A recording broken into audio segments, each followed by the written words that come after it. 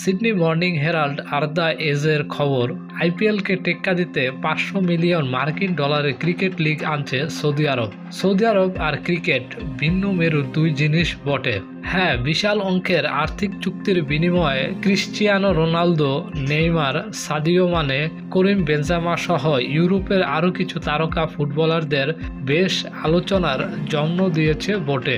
এর সাথে golf, formula 1 race কিংবা 2034 ফিফা বিশ্বকাপের আয়োজক হওয়াটাও আলোড়ন ফেলেছে। কিন্তু ক্রিকেট আলাদা লিগ চালু করে ফেলবে সৌদি আরব, তাও আইপিএলকে পাল্লা দিতে বেশ নড়েচড়েই বসেছে ক্রিকেট নিয়ে।